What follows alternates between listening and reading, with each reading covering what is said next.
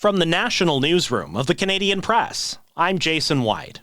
Ontario Premier Doug Ford says U.S. Commerce Secretary Howard Lutnick has committed to dropping U.S. tariffs on Canadian aluminum and steel back down to 25% after Ontario agreed to pause its surcharge on electricity exports. Ford spoke with Lutnick by phone today. He has to bounce it off the president, but I'm pretty confident he will pull back.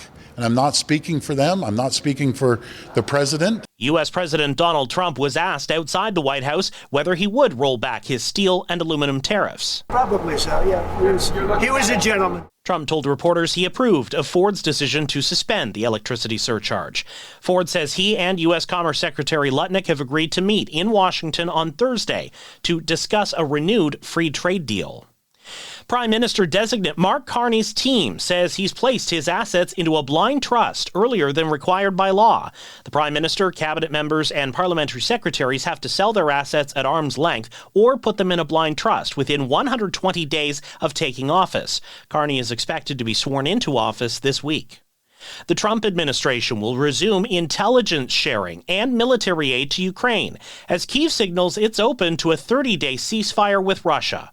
The measures aim to push Ukrainian President Volodymyr Zelensky to enter peace talks with invading Russian forces.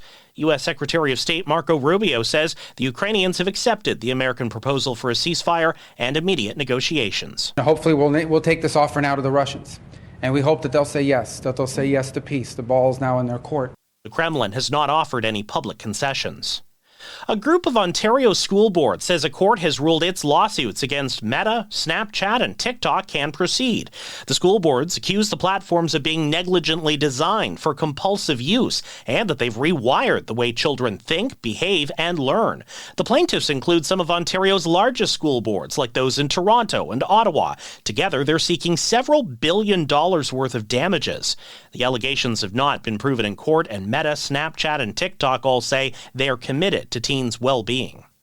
There is still a lot about COVID-19 that we don't know, 5 years after the virus led to the official declaration of a global pandemic. Since March 11, 2020, when COVID was first deemed to be a pandemic, more than 1.2 million Americans have died from it. The numbers, however, might be a lot higher. Duke University School of Medicine's Dr. Cameron Wolfe says COVID could also have been a factor in things like heart attacks, dehydration, and even falls. It's hard to determine if the ultimate trigger that led to their passing was COVID.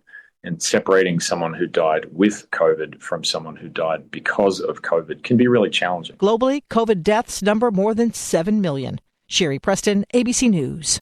This is the Canadian Press.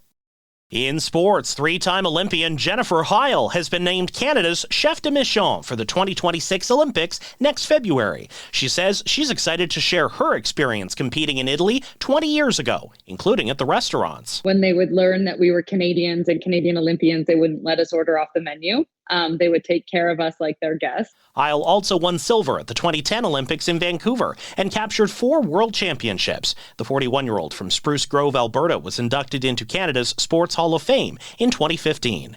In the NHL tonight, the Western Conference leading Winnipeg Jets look to return to the win column as they host the New York Rangers. Elsewhere, the Ottawa Senators visit Philadelphia, while the Montreal Canadiens are in Vancouver. The governing body for university sports in Canada has announced incoming student athletes with professional hockey experience will be eligible to play immediately in men's hockey. The change starts next season and eliminates the previous one-year waiting period. From the Canadian Press, I'm Jason White. Thanks for listening. Don't forget to follow and subscribe. For more of today's top stories, visit thecanadianpressnews.ca.